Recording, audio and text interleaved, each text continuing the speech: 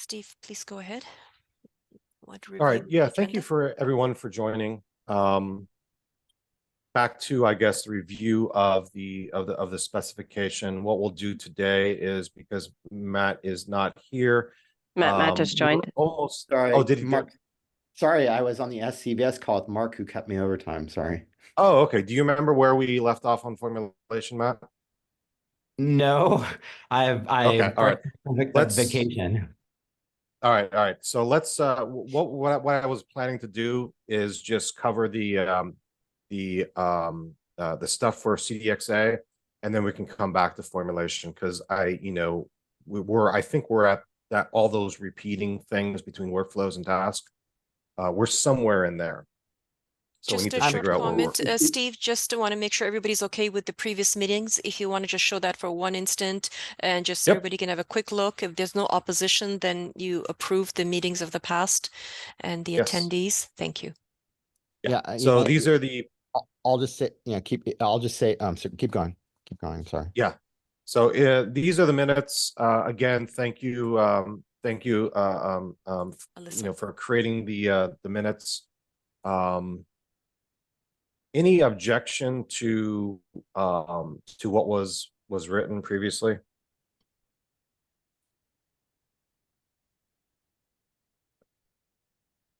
Okay, I hear no objection.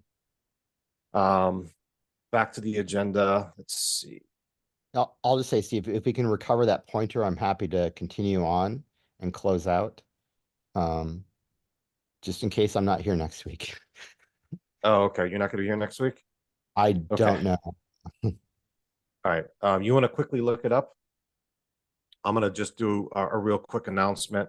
I had a briefing with OSSF yesterday, the SBOM Everywhere group. I think it was it was Tuesday. Sorry, Tuesday. So 2 days ago. Was invited by Josh Brethers. We basically took most of the hour. It was, I don't know, 50 minutes or so. And it was a presentation on TC54, all things CycloneDX. We went into, a lot of how TC54 is structured, our chartered, our expected deliverables. The various task groups were included in that. I did an overview of what we delivered recently with CycloneDX 1.6, what we're going to be working on with 1.7. Our path to standardization was included in there. I did a summary on cryptography bill of materials, or CBOM. And then I dived in a little bit on the Transparency Exchange API, which is going to end up being in TG1. And then I provided an overview on where we're currently at with package URL, which is TG2. So some really good questions came out of that. Folks were interested in the whole Ecma model. That was also community driven. So Chris was there from IBM. He was fielding some questions. Overall, I think it was a really good presentation in terms of just general awareness.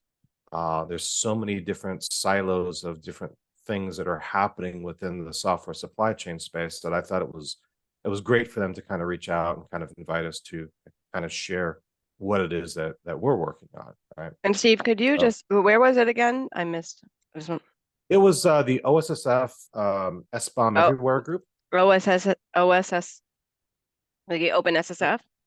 Yes. Mm-hmm. Okay, OpenSSF. What? SBOM Everywhere. Okay. Yeah, SBOM Everywhere. Linux Foundation does publish the recordings to those meetings, I believe. I found that they're generally a little slow in doing so, but ultimately all those calls, I believe, are published on YouTube. So you'll be able to find the deck there. I also I think I shared the URL, I think, in the Ecma TC54 channel as well. And if I have it, let me know, and I'll go ahead and post that. You have, Steve. I've seen that. Thank you. Awesome. Matt, were you able to find out where we left off last time? I mean, I have no basis to know where we left off. I rely on you driving most times. I know that when I drove the meeting one time, someone kindly gave me a link to the spec. So I don't even know where the link is. I was hastily trying to search the two chat groups on Slack and to find the link to the review document. Right. So we went through workflows. We went through, well, tasks are essentially the copy of the workflows, just broken down a little bit. So I'm going to pick us up right after task, which is That's my recollection as well. We just went through tasks and described how it was related to workflows. right. Where is my word? Okay. Okay, so the next thing after workflow task is oh,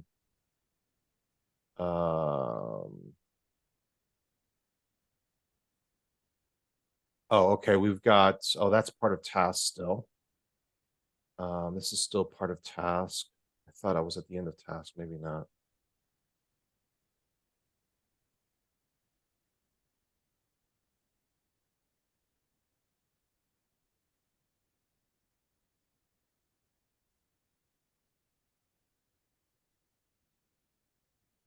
And feel free to ask any questions for anybody who's actually had time to dig deeper into some of the structures if they've thought of anything.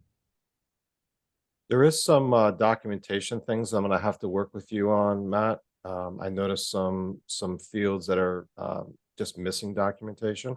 So there's no description fields on some things. So I'll work with you offline to identify what those are.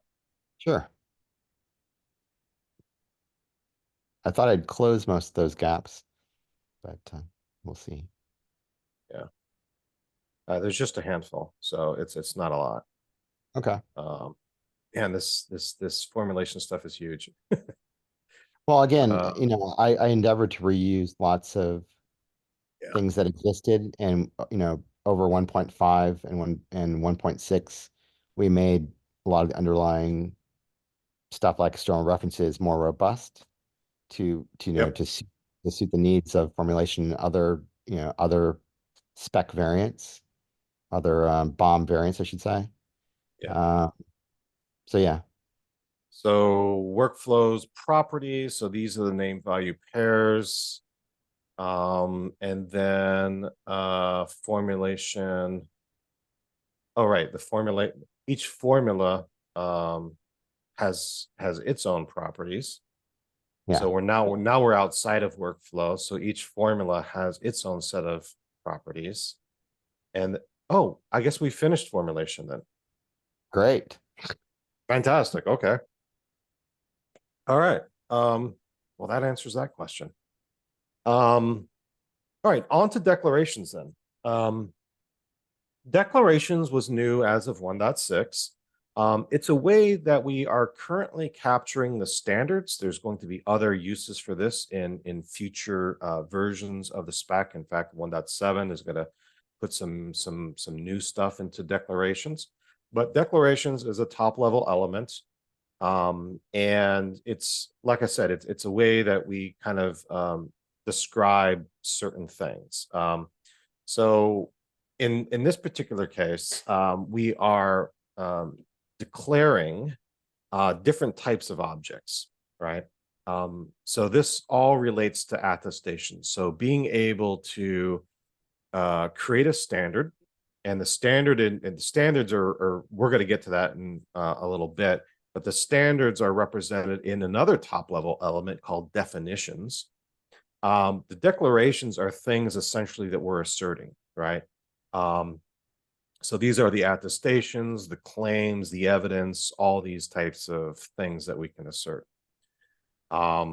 So think of a use case where maybe you have to attest to SSDF, or you have to attest to some PCI standard, or some other regulatory type of thing where you can create claims, you can provide all the evidence in support of those claims. You have the concept of signatories, right, which are the legally binding things in a machine readable format. So that's kind of what this section is all about. So the assessors are essentially the individuals or organizations that perform an assessment. Say, for example, you might have a 3PAO come into a software company and do an audit to determine that organization's compliance to NIST SSDF, for example, for selling to the US government, right?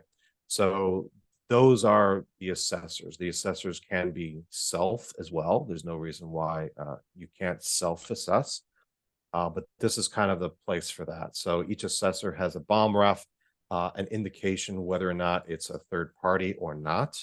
And then, of course, the organization that's doing the assessing. So let me, the organization stuff is all repeated, so I'm going to correct that in the documentation. So let me just get through all of this because we've already looked at all this stuff before. This is all the organizational information. Okay.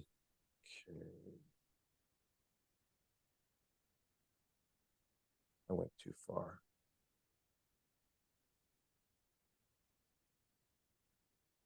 Okay, here's the end of the organization. Okay, the attestations, these are the things that are asserted by the assessor. And these are the things that then map to the claims. So I might claim, that my organization has yearly security training for all of their developers in it, right? And then I can take that claim, all the evidence, etc., and then make an attestation around that. And that's kind of what this object is. So we have the assessor, and then we have a map which contains all of the other objects. That we'll get to that in just a minute.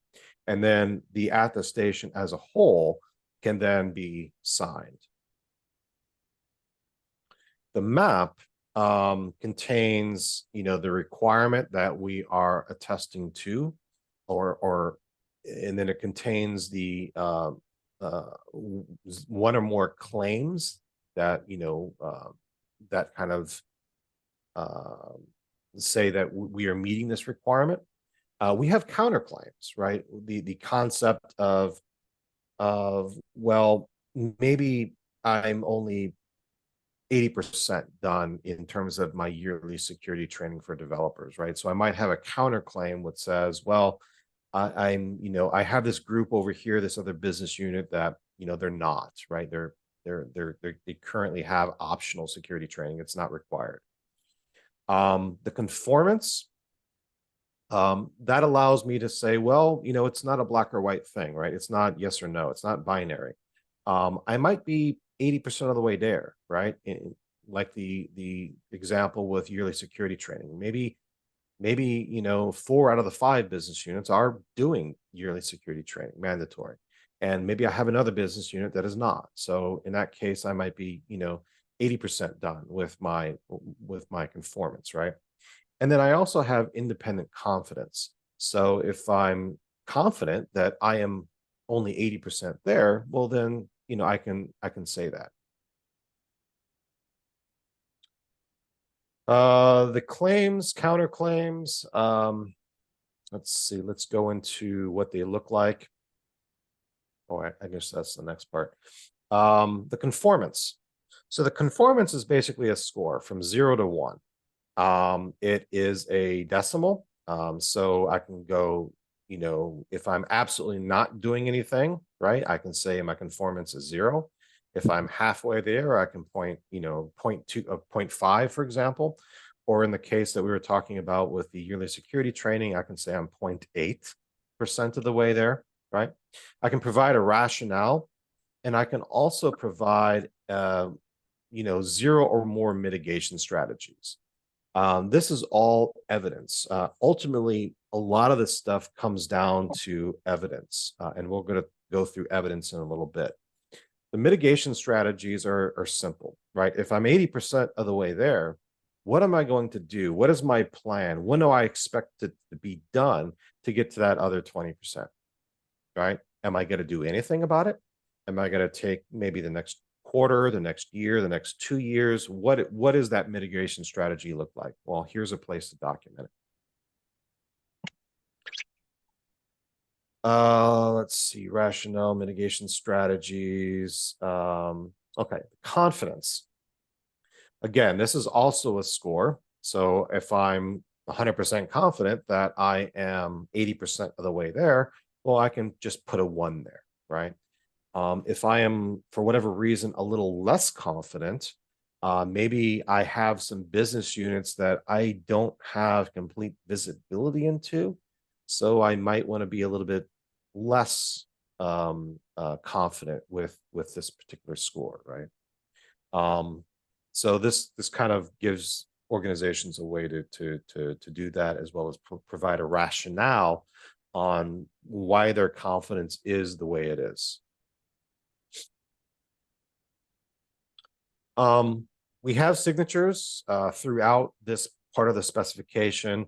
The digital signatures are in addition to, we'll see them in a little bit, they are in addition to the concept of signatories, which is very, very different.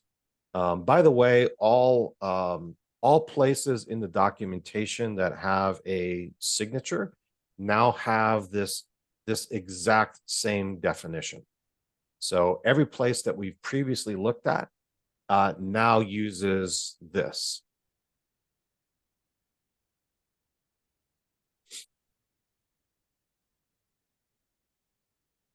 The claims. Each claim, again, you are claiming something in support of some requirement, right? Each claim is going to have a bomb ref. It's going to be provide a target in terms of like what organization or software or whatever you're doing the claim for. The predicate, this is really just a statement. This is the assertion that you are making against that target. Mitigation strategies, reasoning, evidence. This is an array of stuff. In fact, I think even the claims itself actually use the evidence object. We've got counter evidence. And then, of course, external references and signatures again. The bomb ref for the claim, the target. Again, this is going to be a bomb ref for the, what am I doing the claim against, right? Is it a piece of software? Is it an organization, right? Is it a service? What is that target? So that's just the bomb ref to that other object within CycloneDX. The actual statement that I'm making, right? What is my predicate, right? Mitigation strategies. If I have certain weaknesses, or if I don't have a very robust claim, well, what is my mitigation strategies to strengthen that claim in the future? My reasoning and my evidence that substantiates my claim. I can also have counter evidence. So, I might have evidence that says, well, I've got this other business unit that is not doing it. And here is why that claim might, in fact, be false, for example. So if I'm claiming, for example, 100% of my business units are doing yearly security training, I might also provide some counter evidence that says, well, maybe that's not true because of this piece of evidence, right? So that is part of the spec as well. External references, and of course, a signature. The evidence itself is, again, everything has a bomb ref for the most part to identify it within the bomb.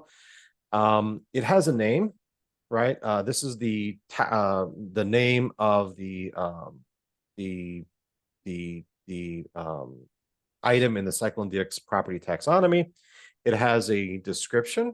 What is this evidence, right? It has a data field. Obviously, evidence is all about data, right? So we can either inline the data, provide a link to the data, right, along with hashes and everything else, so it's not tampered with. We'll get into that in a little bit. When it was created, when the evidence expires, right? Not all evidence is going to be valid for eternity, right? Evidence does have an expiration or can have an expiration date. So that's what that is. If the evidence has an author, not all evidence has authors, but if the evidence has an author and a reviewer, then those go here, as well as, again, a signature. Description of the evidence, the data. The data is, again, it has a name, it has contents, it has a data classification, a description of any sensitive data that the evidence might contain. And then, of course, you've got all the data governance fields, which I think get rather lengthy. So we've already looked at the data in components and services. So let me kind of skip through this because it's quite long. This, again, in the next version of the documentation, hopefully will be just a reference, so we won't have all these repeated pages.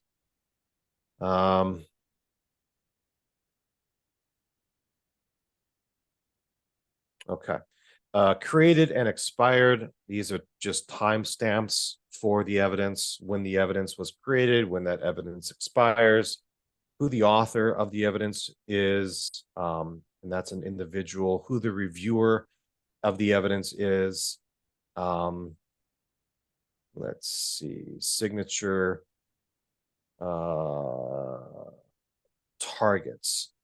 So the targets themselves can be, again, you can make an assertion against an organization, right? It might be a business unit, it might be an entire company, right? You can make an assertion against that. You can make an assertion against, a particular component, whether it's a hardware component, software components, whatever. You can create an assertion against, a service, right? Whether it's an entire cloud infrastructure or like maybe just an individual microservice, whatever granularity you want there, you can do. These are all the same objects that we've previously covered. So let me skip the organization stuff because it's simply repeated. And then the target for the components. So again, if it's a component, then it says refer to the component definition. If it's a service, we'll refer to the service definition. Affirmation. This is where the concept of signatories comes in. So you're going to have a statement for the affirmation, right? I testify to the best of my ability that the information provided herein is accurate and correct, right? So that might be a sample statement. Then you're going to have, 0 or more signatories, right? And these are essentially the machine readable equivalent of a signature at the bottom of some kind of legal form, right? So it's a very, very different concept than, just a digital signature for, authenticity purposes. But we, of course, the whole thing can then be digitally signed to then ensure that it hasn't been tampered with. So the statement, for example, might be, I certify to the best of my knowledge, all information is correct. You're going to have signatories. So who is that signatory? What is their role within the organization? You're going to have an optional digital signature, right? You're going to have the organization that the individual is associated with. And then you're going to have external references. And this is really, really important because not only can you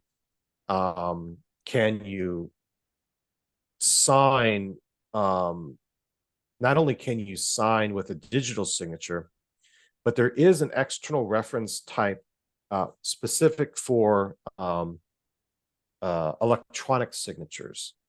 An electronic signature is different from a digital signature in that it can represent. Does anybody use like DocuSign, right? And you just type out your name and that script becomes your quote unquote signature. That's one form of electronic signature. The other common form of electronic signature is just an image of an actual signature, right? Both are considered electronic signatures, but not digital signatures. These are two very, very different things. CycloneDX supports both. The reality is that a lot of signatories, especially at the C-suite level, et cetera, that have to sign off on these things, a lot of organizations don't have PKI rolled out and signing certs rolled out to all their executives, right? So these other types of signatures become important. So CycloneDX actually supports both. So the role is just a string. The signature obviously is that object, either XML signature or JSON signature format. The organization, this is all repeated again. The contact within the organization, and then the signature itself, and yeah, that's it. Definitions. Right now, this is another top level element within the BOM. Right now, the only thing that is in definitions are standards. This will change in CycloneDX 1.7. If there is a 1.8, it will be expanded in there as well. And there's going to be a lot of possible changes for this in CycloneDX 2. But for definitions, these are just reusable objects, right? And right now, the only reusable object that we have that isn't necessarily part of any inventory or anything else like that is standards.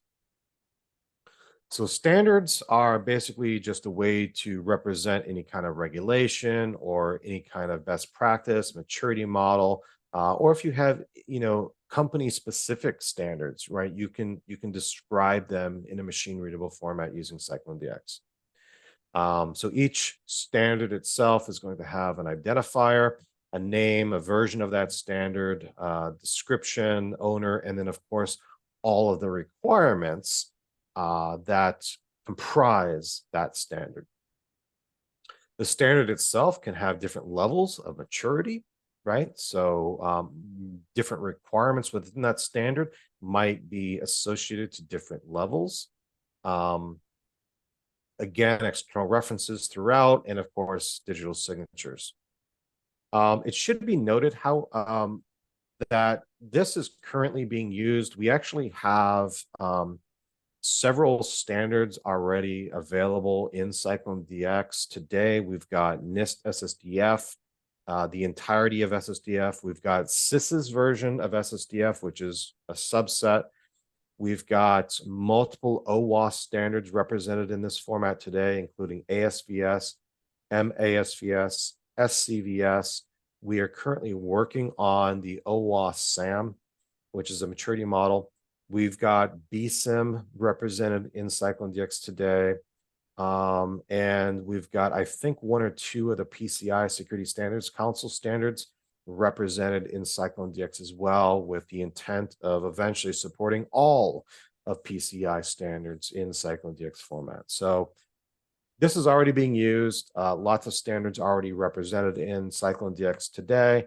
So, so yeah, that's actually kind of a really good starting point for the creation of tools, etc. The standard has a name, it has a version of the standard, a description of the standard, who the owner is.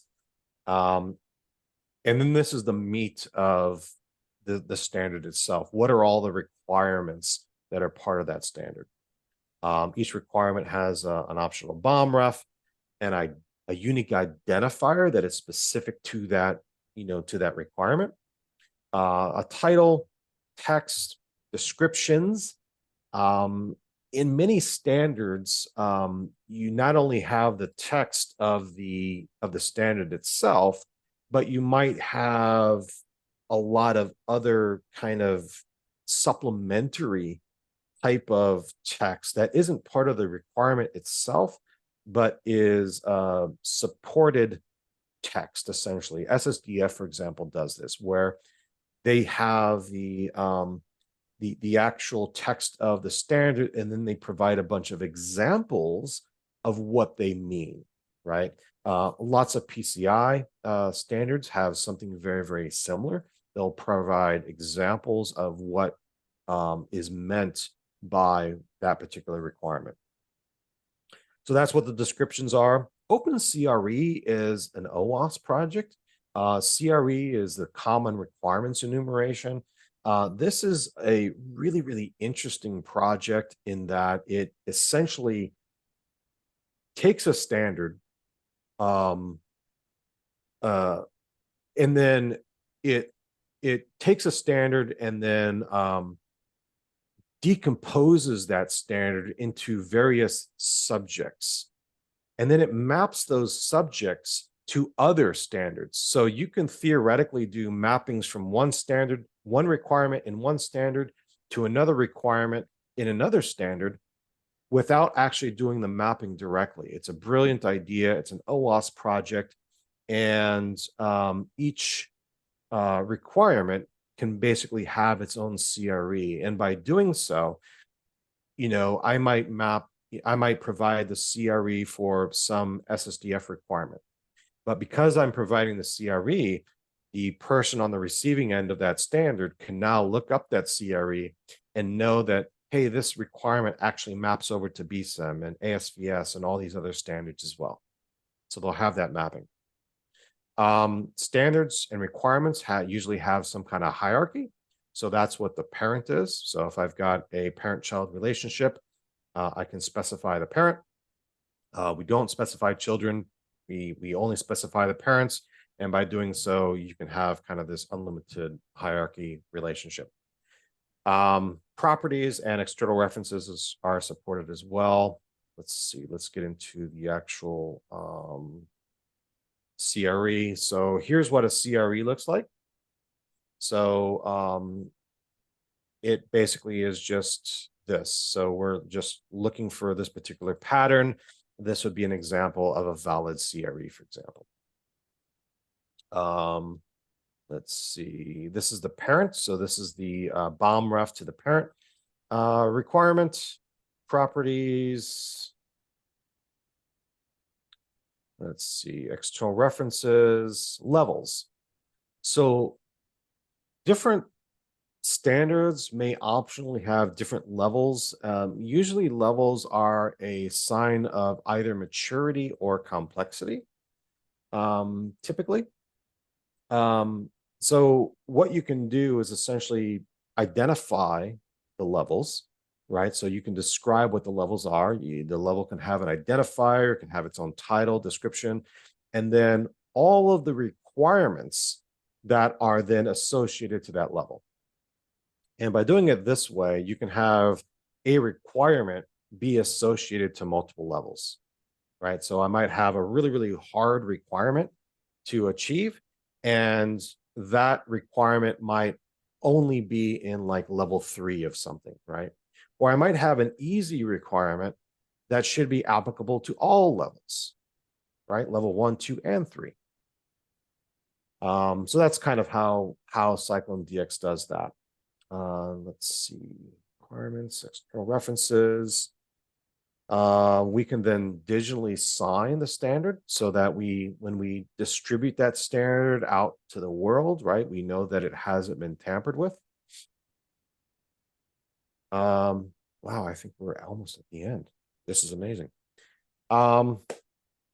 Properties also is a top level element within the BOM, right? So we've talked a lot about properties, and a lot of objects within CycloneDX have their own properties. Well, this is properties for the BOM itself. So these are the name value pairs. And then, of course, the BOM itself can have an enveloped signature. And that leads us to the end. We're at the last page.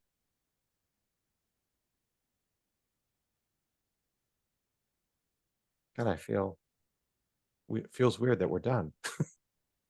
But I know there might be some questions because I went through that really, really quickly. Yeah, the reaction should definitely be the ta-da emoji. Yeah, congrats. Steve, have you Was covered there the any entire spec? Yes, we have. Congratulations. Indeed.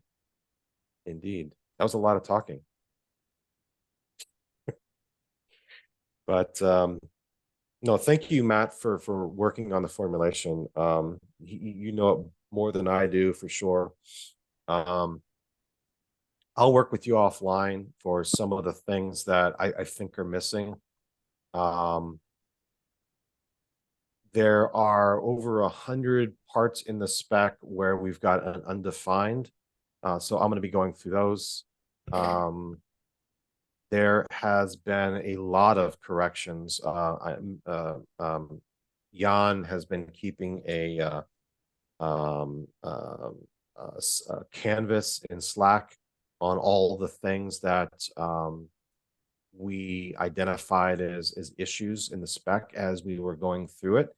I've been checking those things off, so feel free to go into the canvas. Feel free to double check, in fact, my work. But I think you'll find that it's not perfect yet, but a lot of the really, really obvious things are now, in fact, corrected. So we're making some progress. We've got another 2 weeks, essentially, to get this into a final state. So does the group have you know, I'm going to continue working on that. What does the group is there what would the group like to do in terms of double checking like all the things that we've identified as potential issues with the spec? Is there anything the group would like to do with regard to that other than you know, just spot check or any ideas? Steve, this is Samina. I have a question. Mhm. The changes that have been identified, they are generally all editorial changes. They're not spec changes, to say, or corrections. Yeah, no. We have made no specification changes whatsoever. These are all purely documentation. Documentation done in a way that doesn't alter the meaning or intent of the spec, or they were technical issues in the documentation generation script that led to just bad output in the human readable thing. Very good. I just wanted to just confirm that, but that's excellent. Thank you. Yeah. Mm-hmm.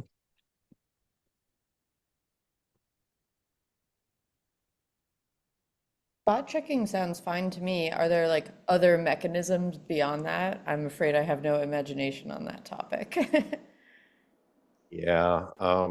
I mean, we can review them next week and the week after, maybe.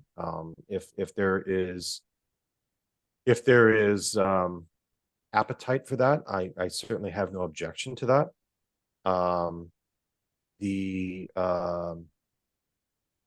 I think we're around 95% of the way there at this point. That last 5%, it's a lot of really small details, and that's what I'm going to be working on over the next week or two. But yeah, if there's appetite to kind of review these next week and the week after, we can certainly do that. I mean, we have time on the calendar, so we might as well use it.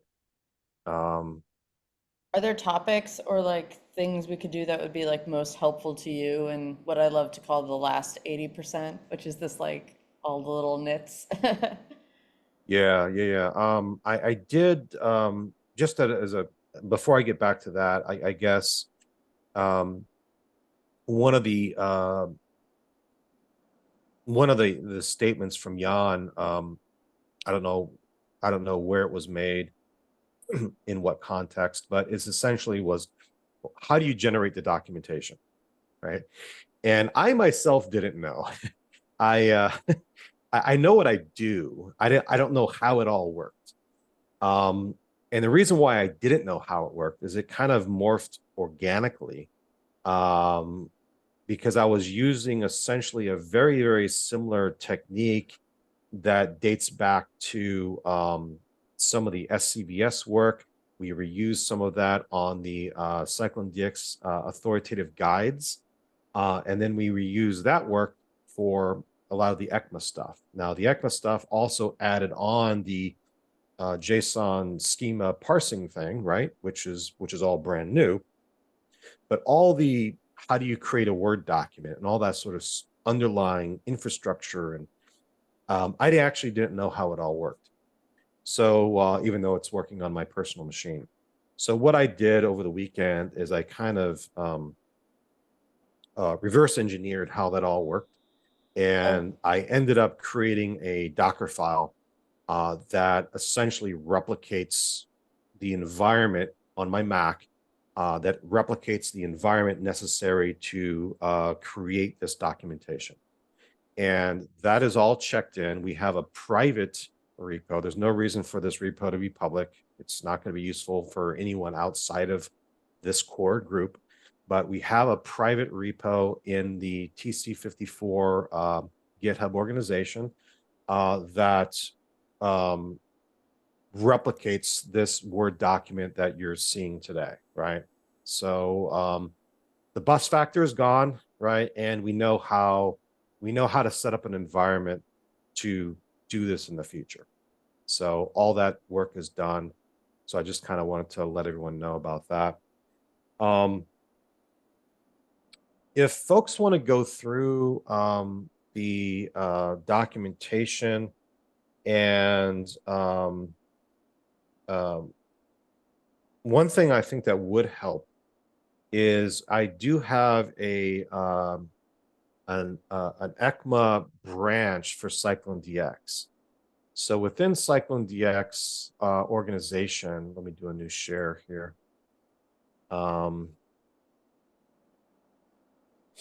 Within the CycloneDX GitHub organization, in the specification repo,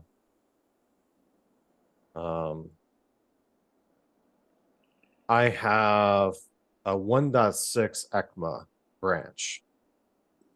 And this contains just the documentation changes that I've made, mostly to the JSON schema, but there's been a couple of occasions where I've actually had to make those same changes to the XML and to the protobuf schemas as well.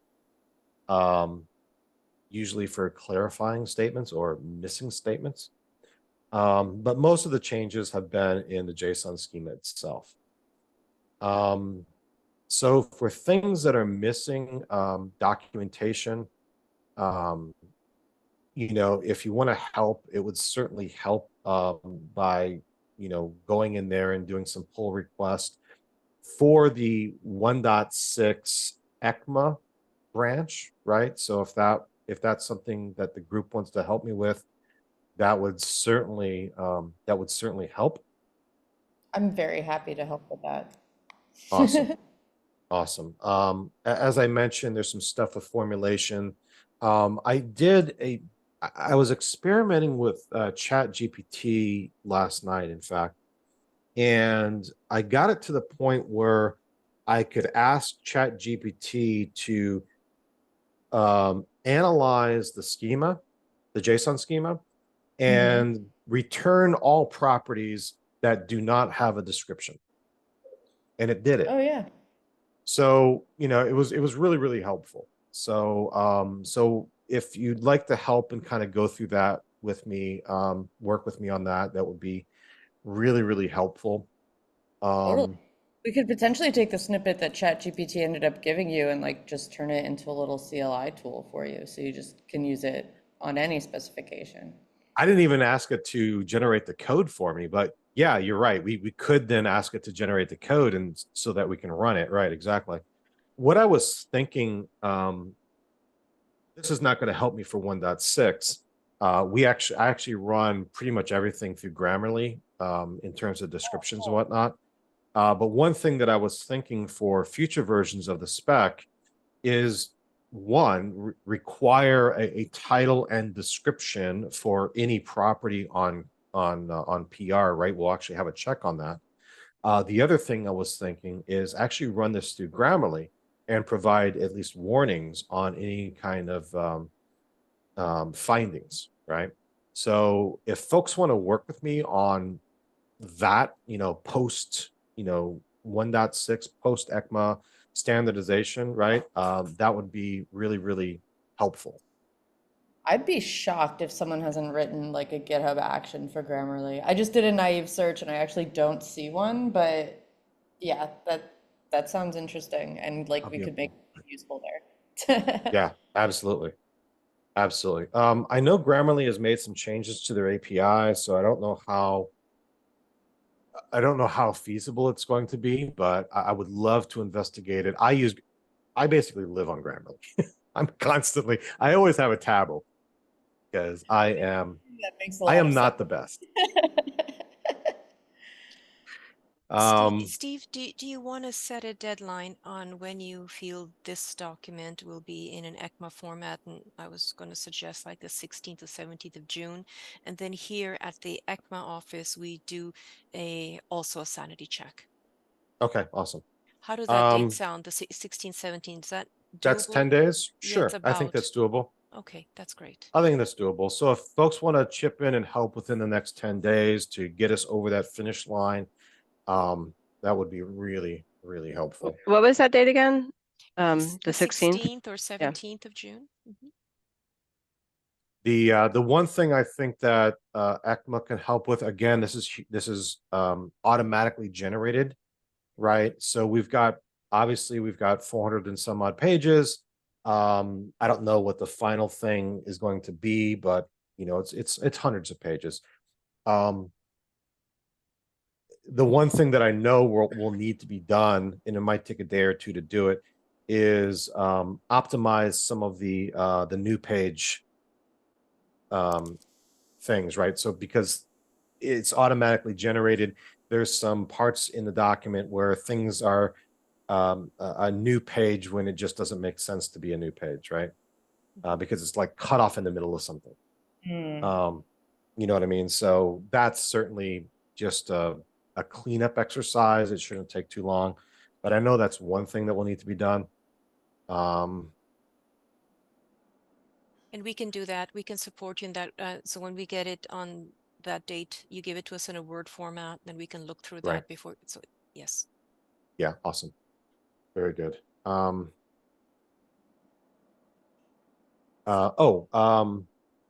If folks want to, again, there's no reason for us to make this public. It's literally just for our effort. But this is, in case folks want access to it, this is where the document generation actually happens. So we have the Docker file. My next goal is then to create a GitHub action that then builds and then runs the container, which then generates the documentation. So that's something we don't necessarily need to do within the next 10 days, but that's something I would like to do, right? Just to be able to click a button and say generate the documentation, and it just returns that Word document at the end of the GitHub action. Right, that's where I want to get to. But right now, you can clone this repo, do it locally, and then it'll generate the documentation for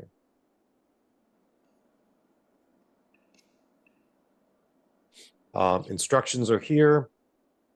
Building, running the container gives a little bit of an example or description of the directory structure that is used, and a little brief thing on basically how all this magic works. I'll give you access, Ashley. Okay, awesome. This is very cool. I'm excited to look at this. Yeah, cool.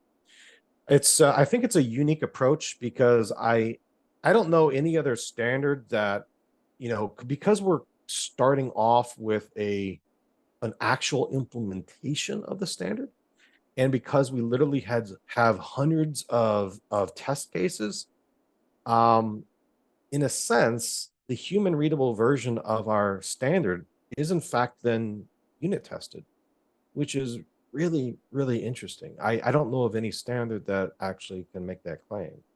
So it's a really interesting approach that we have. Yeah, that's Yeah, super cool. Like it's very engineer driven. right. Well, I'm an engineer, so Well, right. Yeah, no, exactly. But yeah, that's super neat. I love the idea of being able to automate this. So if you want help with GitHub Action, I spend all day writing GitHub Actions. So do you? Okay. It's I all do. witchcraft and voodoo to me, so. I write code that generates GitHub Actions, in fact, so I'm deeply, deeply familiar with it. Fantastic. Okay, I'm gonna put your number on speed dial. I mean, it's cursed knowledge. Right. All right, we are at time. Thank you everyone for the support. Thank you for helping get over the finish line. Woohoo, we did it. We reviewed the spec.